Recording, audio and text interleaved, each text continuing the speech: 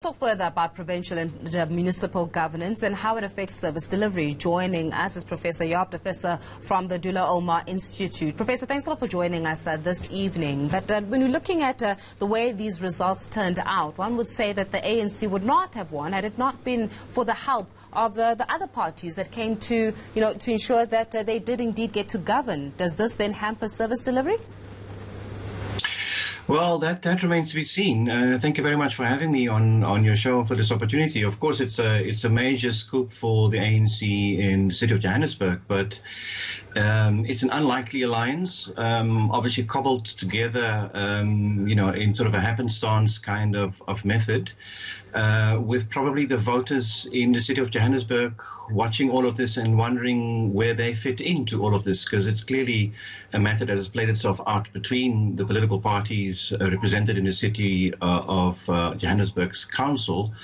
But it's an unstable arrangement that is going to require some very deft political maneuvering on the part of the newly elected executive mayor to make this work and actually translate this into service delivery for the city of Johannesburg residents. Well, Professor, in a situation where you say that political maneuvering is going to be required, I mean, when we're just looking at the figures right now, they did not get to where they are at without having the IFP and the AIC, UDM, for example, we've come to the party. Does that not mean that those political parties will want some kind of say, especially when it comes to the direction of governance?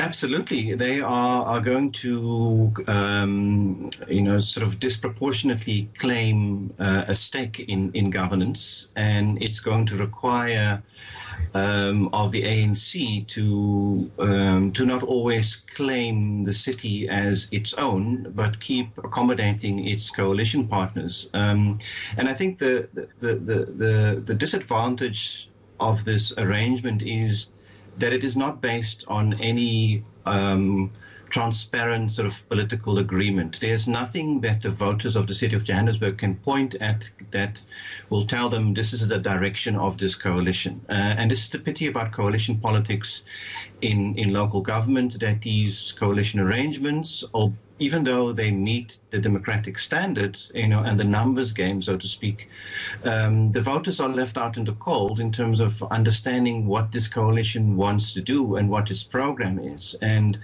then, of course, the rumor mill starts working in terms of how does this arrangement work and what kind of deals have been made behind the scenes and who has been offered what in order to have a seat on the coalition. And of course, I mean, in a situation where deals have been made and negotiations have actually taken place, the big question then lies within, does the system actually work? I mean, a system where negotiations and political dealings and wheelings are actually taking place without the electorate in mind. Something says that the system in itself may just be flawed.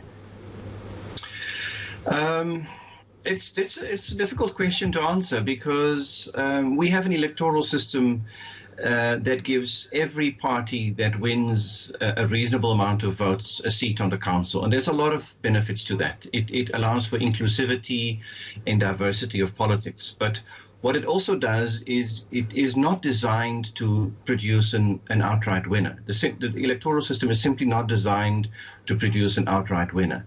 So if politics becomes diverse, which is what we're seeing in local government, these kind of coalition arrangements are going to be necessary. And we are going to have to live with that going forward unless we change the electoral system to a winner-takes-it-all model. But a winner-takes-it-all model also means that the smaller parties that arguably add to the diversity and the plurality of voices in the council and in politics then also disappear. And I think that would be also a pity. So it's a difficult question. Yeah, but then doesn't political diversity actually have an effect on decision-making, which then has an effect on the type of services that we get as the city of Johannesburg and the residents that live in it? Absolutely. And I think there are changes that must be made in how political parties deal with this.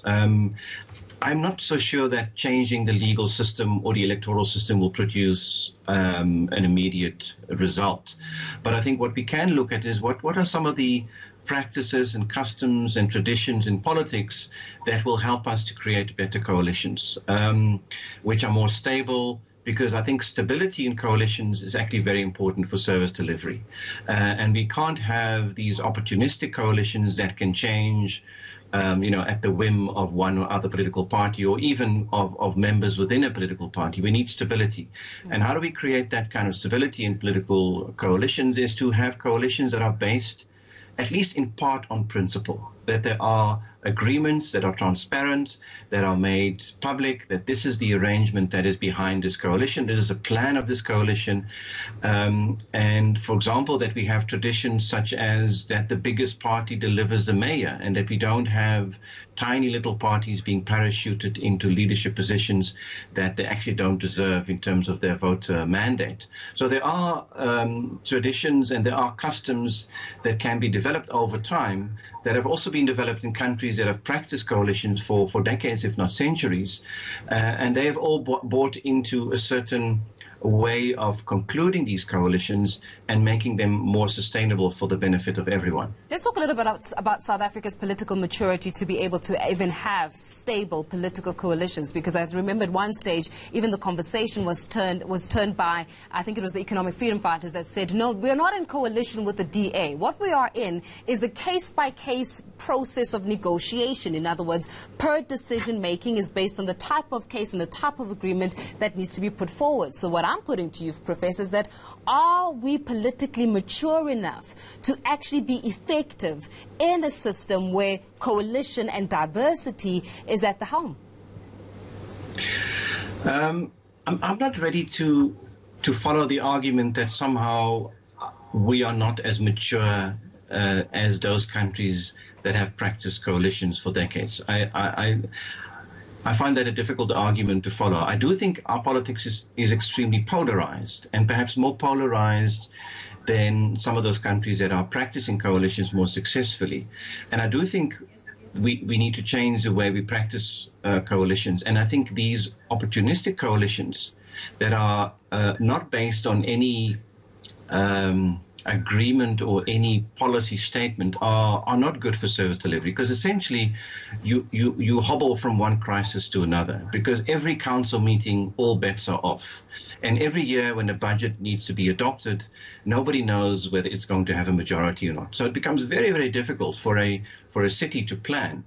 And I think the issue of maturity and polarization becomes even more problematic when you realize that these kind of political wranglings are not limited to the political arm of council. They start having ramifications throughout the administration, because somehow when new politics enters the council, we all believe that we also need to get rid of the municipal manager, and we need to get rid of the senior managers, and we need to purge the administration. It causes a lot of instability and actually sets the administration back. So those are elements that I think need to be improved and made more mature.